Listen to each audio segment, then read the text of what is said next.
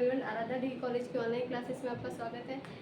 Last class के अंदर हमने डाइन जो है वो कंप्लीट कर दिया था। आज हम एल्काइन स्टार्ट करेंगे।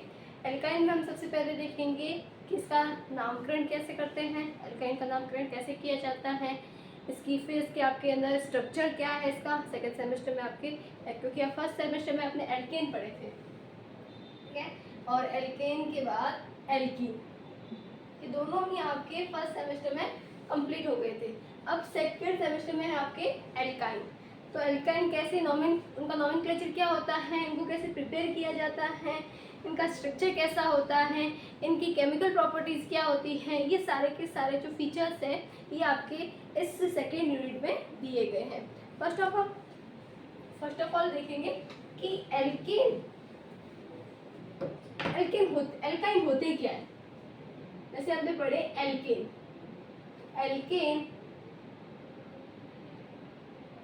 एल्कीन और एक होते हैं एल्काइन। इन तीनों में डिफरेंस क्या होता है, जो एल्केन होते हैं वो सैचुरेटेड होते हैं, जबकि एल्कीन व एल्काइन जो होते हैं वो अनसैचुरेटेड होते हैं, असंतृप्त। ये क्या होते हैं, असंतृप्त हाइड्रोकार्बन।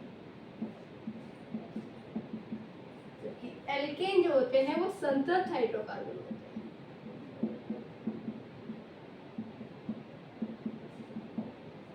अब असंतृप्त और संतृप्त क्या होते हैं। एल्केन क्या होते हैं, जिनमें कार्बन कार्बन जो होंगे ऐसे हाइड्रोकार्बन जिनके अंदर जो कार्बन कार्बन होता है उसमें क्या पाया जाता है, सिंगल बॉन्डेड होते हैं,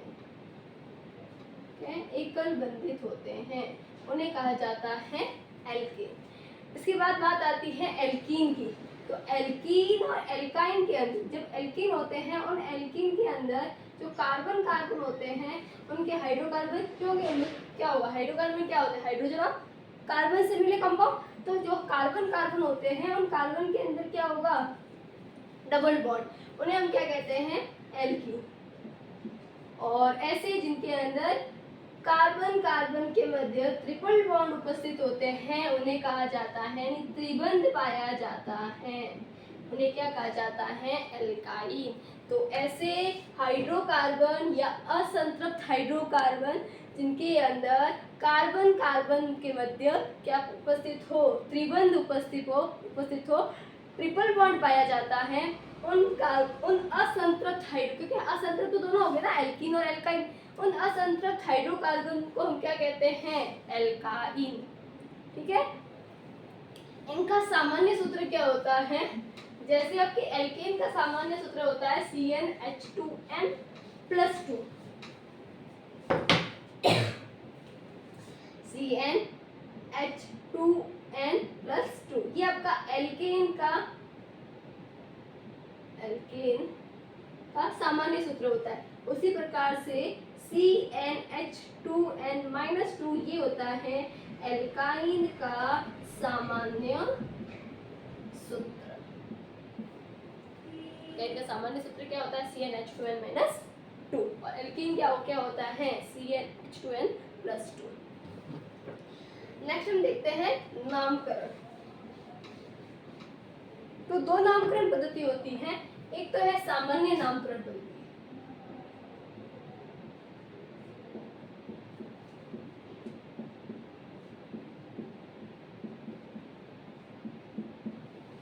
तो होती है सामान्य नामकरण पद्धति। सामान्य नामकरण पद्धति के अंदर क्या किया जाता है, प्रथम समूह यानी इसे कहा जाता है एसिटिलीन, कहा जाता है एसिटिलीन, सामान्य नाम होता है इसका एसिटिलीन। और इसी के आधार पर अन्य समूह के क्या किया जाएगा, नामकरण किया जाएगा। जैसे CH,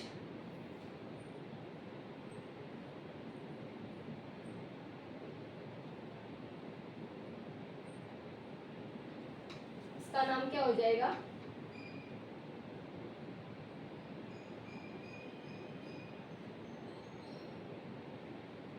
नाम क्या हो जाएगा, मेथिल एसिटिलीन।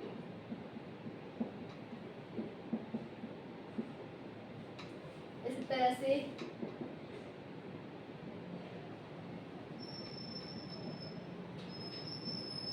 ये क्या हो जाएगा, डाईमेथिल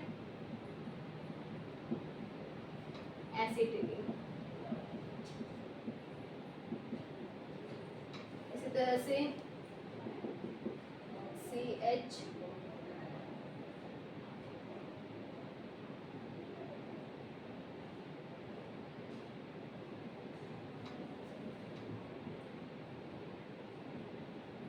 ये हो जाएगा एथिल मेथिल एसिटिलीन।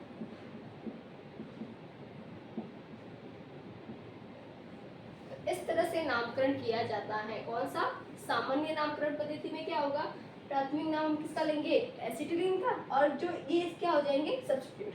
तो क्या क्या लिखा जाएगा, एथिल है तो ई से स्टार्ट होता है स्पेलिंग, तो ई जो अल्फाबेट वो पहले आता है, तो क्या लिखेंगे एथिल मेथिल और एसिटिलीन। इसी तरह से अगर यहाँ देखें दोनों और क्या हो, तो इसका नाम क्या हो जाएगा, डाई एथिल एसिटिलीन।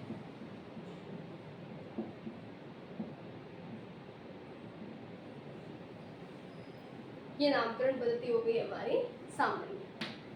अब आईयूपीएसी नामकरण पद्धति देखते हैं। तो आईयूपीएसी नामकरण के अंदर हम रेफरेंस देखते हैं कि एल्कीन का जब आप नामकरण करते हो तो एल्कीन के अंदर ई क्या करते हो, एल्का प्लस इन लगाते हो, तो यहाँ पर इन की जगह क्या लगाना है, आई। तो जैसे इसका नाम क्या हो जाएगा, 1 2 और 3 क्या हो जाएगा, प्रोप प्रोपाइन प्रोपाइन। सेकेंड देखिए ये क्या हो जाएगा, 1 2 3 और 4, तो क्या हो जाएगा 2 ब्यूटाइन, ब्यूटाइन, या फिर ब्यूटाइन भी लिख सकते हैं, क्या लिख सकते हैं, ब्यूट टू आइन। सेकेंड इसका देखें तो 1 2 3 4 और 5, तो क्या हो जाएगा इसका नाम, 2 पेंटाइन। क्या लिखे, तो पेंट 2 आइन। इसका देखिए यहाँ क्या हो जाएगा, 1 2 3 4 5 और 6, तो क्या हो जाएगा 3 हेक्सा इन या हेक्स 3 आइन। ठीक है, तो इस तरह से नॉमेनक्लेचर होता है हमारा आईयूपीएसी, और ये हो जाएगा सामान्य नाम। तो सामान्य नामकरण में एसिटिलीन यूज किया जाता है, आईयूपीएसी नामकरण में इन की जगह हम क्या लगाएंगे, आइन, क्योंकि ये क्या हो गया आपका प्राइमरी सफिक्स। जो आपने आईयूपीएसी नॉमेनक्लेचर पढ़ा होगा 11th क्लास के अंदर, आपने पढ़ा होगा फर्स्ट के अंदर कि आप प्रतिस्थापी लगाते हो पहले, फिर प्रतिस्थापी के बाद क्या करते हो, मूल कार्बन श्रृंखला, और मूल कार्बन श्रृंखला के बाद सेकेंडरी सफिक्स, प्राथमिक प्राथमिक सफिक्स, फिर होता है प्लस सेकेंडरी सफिक्स।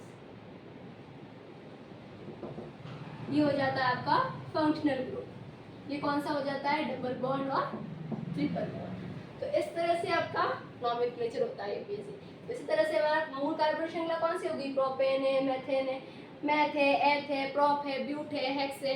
ठीक है, और इस तरह से हमारा सेकेंडरी सफिक्स कौन सा हो गया, इन और आइन। अगर यहाँ पर प्रतिस्थापी लगा दिया जाए, प्रतिस्थापी यहाँ H की जगह में क्या लगा दूं, क्लोरीन, तो यहाँ पर क्या हो जाएगा, इसका नाम प्रोपाइन है, प्रोपाइन की जगह 1 क्लोरो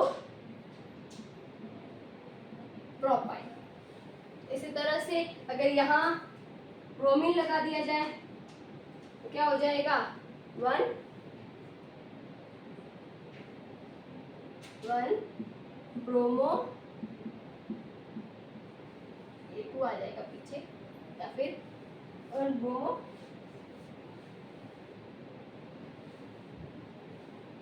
ब्यूट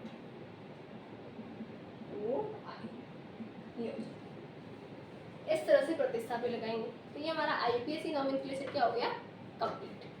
नेक्स्ट देखते हैं स्ट्रक्चर ऑफ एल्काइल।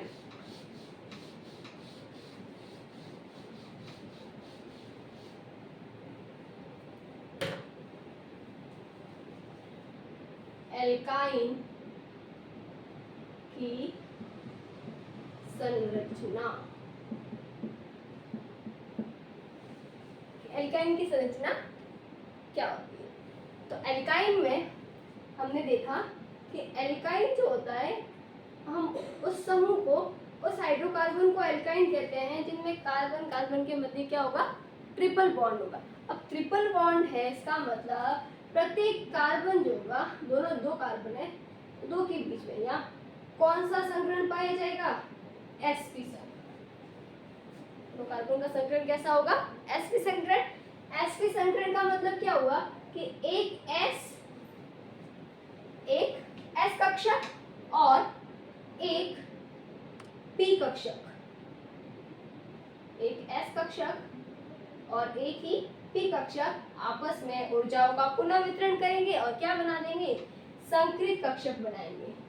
और कितने कक्षक पार्टिसिपेट कर रहे हैं, एक s कर रहा है और एक ही क्या कर रहा है, p।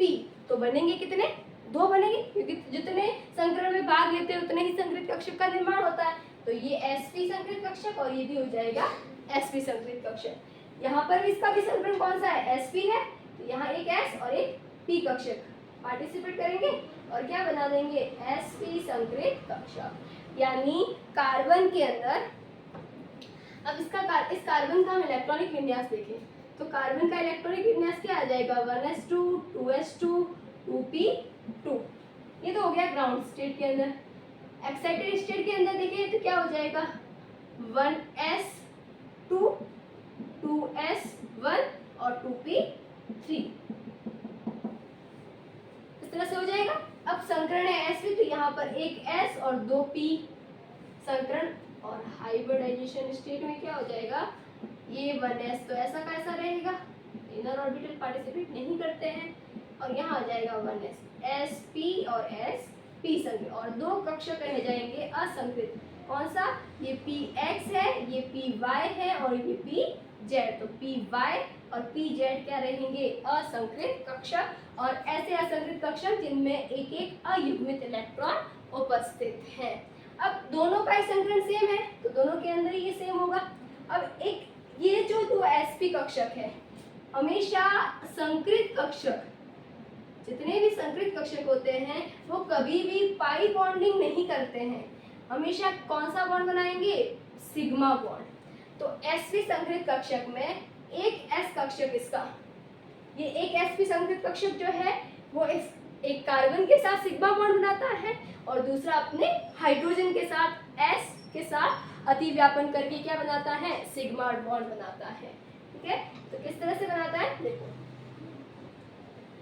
यहाँ पर एक ये हो गया इसका संकृत कक्षक बनाते हैं, इसके ये हो गया s कक्षक, ये इसके पास 2 संकृत कक्षक, इसके पास भी 2 संकृत कक्षक है।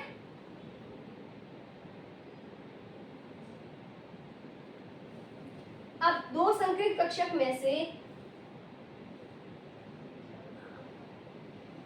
जो 2 p कक्षक है वो जिस कक्षक के लंबवत सिग्मा बॉन्ड बन रहा है, sp संकृत कक्षक जो है इसके क्या होंगे, लंबवत होते हैं।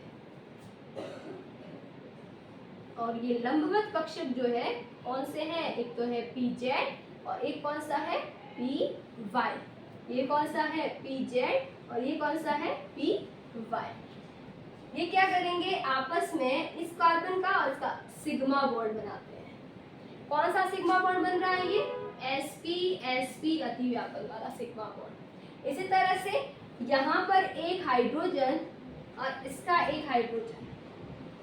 यहाँ पर भी क्या हो जाएगा, सिग्मा बॉन्ड बनेगा, कौन सा, S S P sigma bond, और यहाँ पर भी सिग्मा बॉन्ड का निर्माण होगा, कौन सा होगा, S S P sigma bond. अब यहाँ पर क्या होता है कि ये जो पीजेड कक्षक है, ये पीजेड कक्षक के साथ क्या करता है, लंबवत अतिव्यापन करता है, और किसका निर्माण करता है, क्योंकि इसमें दोनों में ही अयुग्मित इलेक्ट्रॉन है, क्या करेगा, पाई बॉन्ड।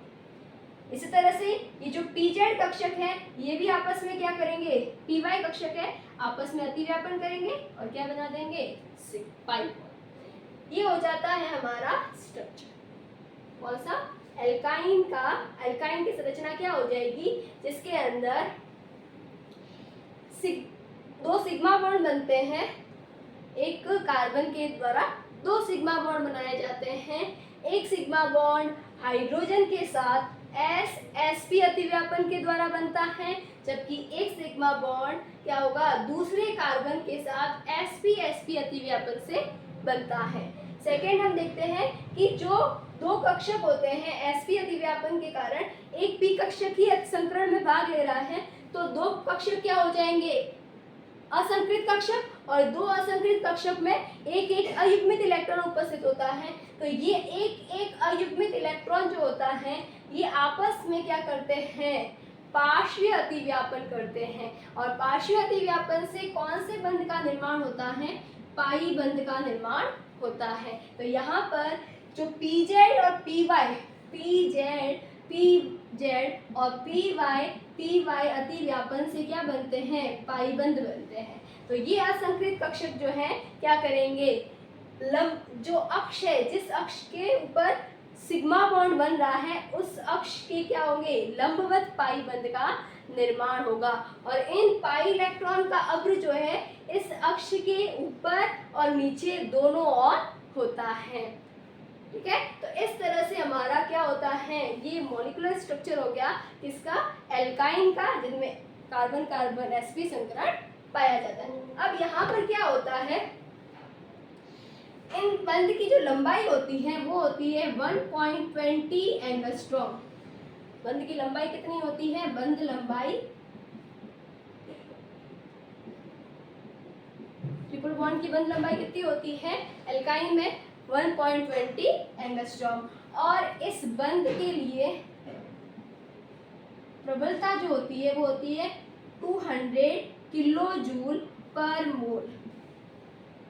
ठीक है, इस एल्काइन के अंदर पाई बंध उपस्थित होने के कारण, क्योंकि सिग्मा बंध जो होते हैं वो पाई बंध की तुलना में, सिग्मा बंध पाई बंध की तुलना में प्रबल होते हैं, इसलिए ये जो एल्काइन होते हैं वो सक्रिय होते हैं, यानी क्रियाशीलता अधिक होती है एज कंपेयर टू एल्केन और एल्कीन। इसमें ट्रिपल बॉन्ड है तो पाई बॉन्ड जो होता है वो हमारा क्या होता है, वीक होता है as compare to sigma bond. इस कारण से जो एल्काइन होते हैं वो एल्केन और एल्कीन की तुलना में क्या होंगे, अधिक सक्रिय होते हैं, क्रियाशीलता अधिक होती है इनकी।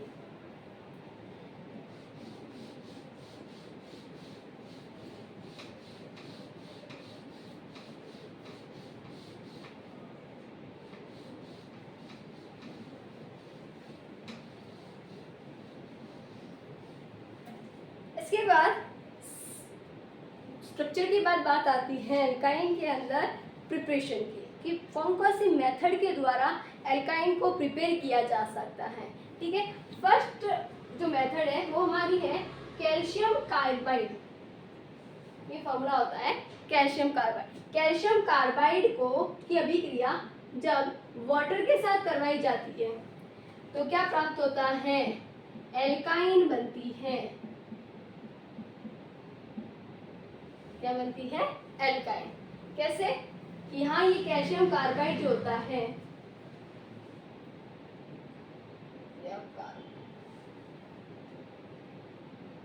प्लस OH,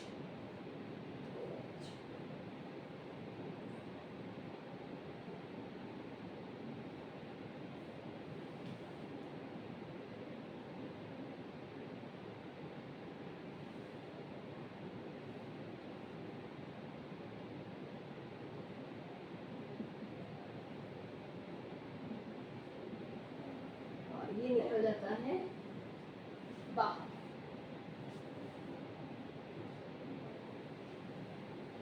तो यहाँ क्या बन जाता है C triple bond C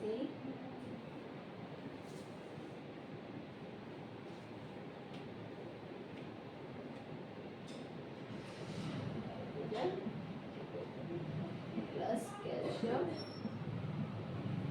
hydroxide. इस तरह से क्या बनाई जा सकती है, एल्काइन बनाई जा सकती है। कैल्शियम कार्बाइड की अभिक्रिया जब जल से करवाई जाती है तो दो OH अणु जो है कैल्शियम के साथ रिएक्शन करके कैल्शियम हाइड्रोक्साइड की फॉर्म में बाहर निकल जाते हैं और हमें क्या मिल जाती है, एसिटिलीन।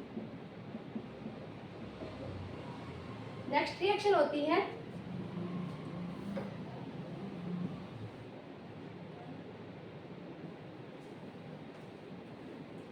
यदि हैलाइड, जो एल्केन हैलाइड होते हैं, इन एल्केन हैलाइड की अभिक्रिया अल्कोहलिक KOH व सोडियम एमाइड के साथ करवाई जाती है। एल्केन हैलाइड की अभिक्रिया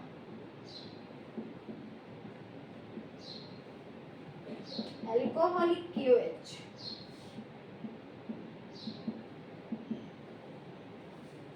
सोडियम एमाइड, यानी इसके साथ करवाने पर ये HBr जो है वो बाहर निकल जाता है और यहाँ बन जाता है CH3C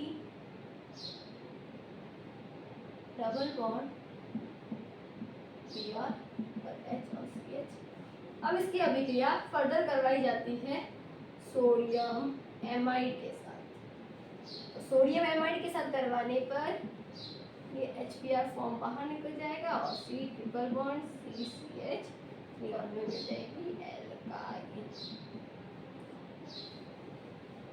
इस तरह से एल्काइन बनाई जा सकती है। इसके द्वारा हैलाइड की अभिक्रिया किसके साथ करवाई जाए, डाइहैलाइड की अभिक्रिया किसके साथ करवाई जाए, अल्कोहलिक KOH व सोडियम एमाइड के साथ करवाने पर दो हैलाइड HBr की फॉर्म में बाहर निकलेंगे और क्या बन जाएगा, हमारा एल्कीन बन जाएगा। एल्कीन की अभिक्रिया फर्दर सोडियम एमाइड के साथ करवाई जाएगी तो क्या बन जाएगा, एल्काइन। और इस तरह से क्या प्राप्त होता है, एल्काइन प्राप्त होता है।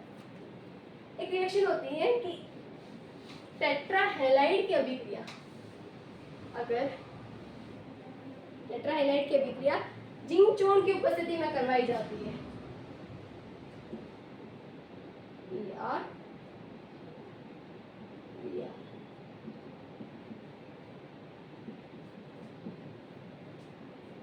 तो जिंक चूर्ण की उपस्थिति में अभिक्रिया करवाने पर एल्काइन प्राप्त होता है। परंतु ये जो एल्काइन होता है, ये एल्काइन बनाने की जो विधि है इसका उपयोग ज़्यादा नहीं किया जाता है, क्योंकि इसके अंदर जो ये रिएक्टेंट है इसे बनाने के लिए एल्केन और हैलाइड की अभिक्रिया पहले करवानी पड़ती है और हैलाइड जो है वो ज़्यादा मात्रा में हमें लेना पड़ता है, इसलिए इस मेथड का यूज कम किया जाता है। नेक्स्ट हमारा है रासायनिक क्रियाएं की एक और रिएक्शन होती है कि ये तो हो गई निम्नतर एल्काइन, एक और रिएक्शन है निम्नतर एल्काइन। एक उच्चतर एल्काइन बनाने के लिए एल्काइन, उच्चतर एल्काइन बनाने के लिए क्या किया जाता है कि जो निम्नतर एल्काइन होती है उस एल्काइन की अभिक्रिया सोडियम प्लस लिक्विड अमोनिया के साथ करवाई जाती है। ठीक है, सोडियम प्लस लिक्विड अमोनिया के साथ करवाने पर सोडियम एल्को सोडालाइट मिलता है और इस सोडालाइट की अभिक्रिया फिर इसकी अभिक्रिया करवाई जाती है तो यहाँ पर सोडियम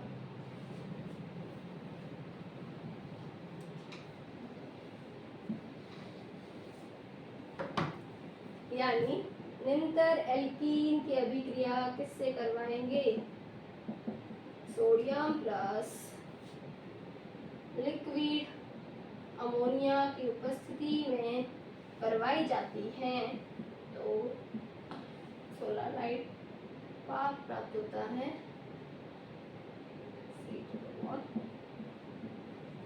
अब इसकी अभिक्रिया फर्दर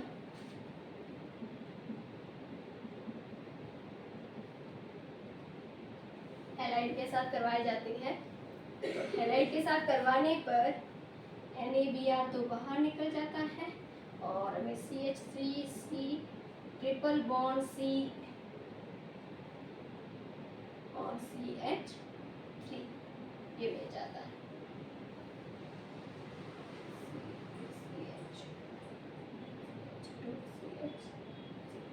यानी उच्चतर एल्काइन। ये उच्चतर एल्काइन बनाने की मेथड है। ठीक है, निम्नतर एल्काइन की अभिक्रिया आप सोडियम से करवाओगे लिक्विड अमोनिया की प्रेजेंस में, सोडा लाइन मिलेगा। इसकी अभिक्रिया फिर किससे करवाई जाएगी? ब्रोमो एल्केन के साथ। ब्रोमो एल्केन के साथ करवाने पर ये तो क्या हो जाएगा, ये जो है ये बाहर निकल जाएगा, और जब ये बाहर निकल जाएगा तो यहाँ पर ये आ जाएगा पॉजिटिव, क्योंकि ये नेगेटिव की फॉर्म में बाहर निकलेगा, यहाँ आ जाएगा नेगेटिव। ये आपस में क्या बना लेंगे, उच्चतर एल्काइन, क्योंकि इनके बीच में क्या हो जाएगी बॉन्डिंग, और इस तरह से हमारे पास बनेंगे एल्काइन।